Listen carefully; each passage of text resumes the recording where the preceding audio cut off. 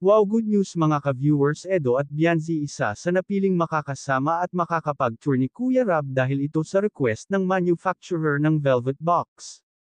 Ito ang pag-uusapan natin maya-maya lamang, pakiusap patapusin ang video para malaman ang nilalaman nito at kung bago ka pa lang sa aking YouTube channel paki-subscribe para lagi kang updated sa video ng mga kalingap.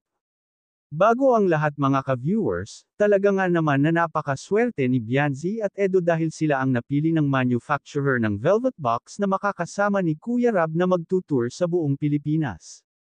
At hindi lang yan mga ka-viewers dahil isa sa ambassadress at ambassador si Edo at Bianzi isa rin sila na magkakaroon ng billboard. Dahil ang manufacturer ng Velvet Box ay humanga ito sa Team EDSA.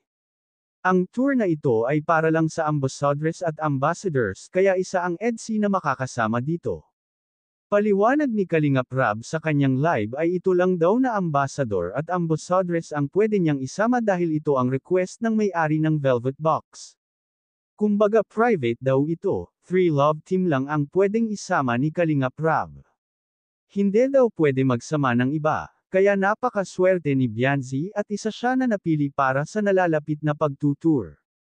Kaya masasabi natin na malayo na talaga ang narating ni Bianzi mula sa pagiging mahirap niya ngayon ay isa na siyang model ng kalingap na patuloy na sumisikat sa buong mundo.